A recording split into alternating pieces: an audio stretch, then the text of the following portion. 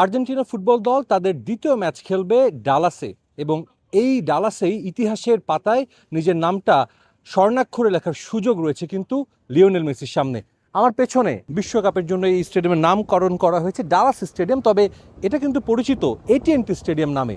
Dallas cowboys বিশ্বের সবচেয়ে দামি যে স্পোর্টস টিম রয়েছে, যাদের মূল্য ধরা হয় $13 বিলিয়ন, সেই ডালাস কাউবয়েজের হোম গ্রাউন্ড এই AT&T স্টেডিয়াম। এই ডালাস কাউবয়েজ কিন্তু NFL এর one of the most successful team, 5 বারের সুপার বোল চ্যাম্পিয়ন এই ডালাস কাউবয়েজ। এই মাঠেই কিন্তু খেলবেন লিওনেল মেসি, এবং লিওনেল মেসি আমরা জানি কানসাসে একটা ম্যাজিক দেখিয়েছিলেন লিওনেল মেসি শো, যেই মাঠে তিনি হ্যাটট্রিক করেছিলেন। হ্যাটট্রিক করে তিনি বসেছেন মিরোস্লাভ ক্লোজার পাশে।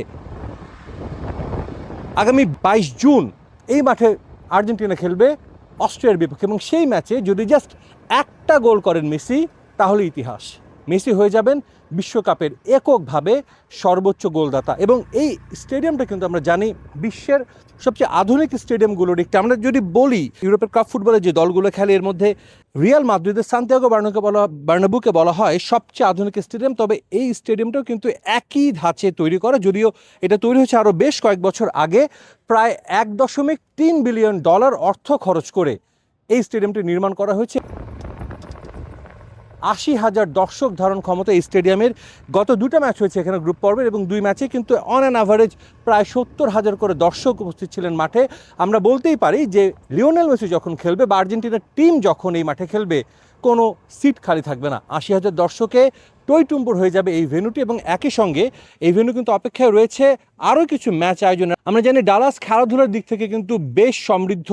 ডালাস কাউবয়েজ যেরকম একটা বিখ্যাত দল, একই সঙ্গে বেসবলের টিম ডালাস রেঞ্জার্সও কিন্তু খুব বিখ্যাত একটা দল, এবং ঠিক পাশাপাশি দুটো স্টেডিয়াম।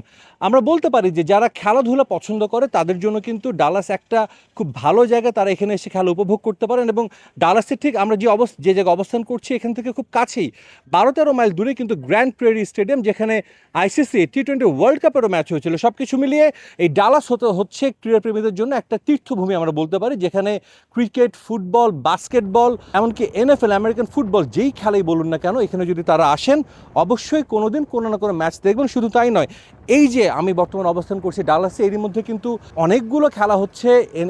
মেজর লিগ ক্রিকেট হচ্ছে গ্র্যান্ড প্রেরিতে, ঘোড়দৌড় হচ্ছে, FIFA ওয়ার্ল্ড কাপ হচ্ছে, এবং ওইবারে হচ্ছে মেজর লিগ বেসবলের খেলা। ডেফিনেটলি যারা এখানে আসবেন দারুণ একটা অভিজ্ঞতা হবে। একই সঙ্গে যারা আর্জেন্টিনা অস্ট্রেলিয়া ম্যাচ মাঠে বসে দেখবেন, তাদের জন্য অপেক্ষা করছে দারুণ এক অভিজ্ঞতা। ডালাস থেকে সাজিদ মুস্তাহিদ, সময় সংবাদ, যুক্তরাষ্ট্র।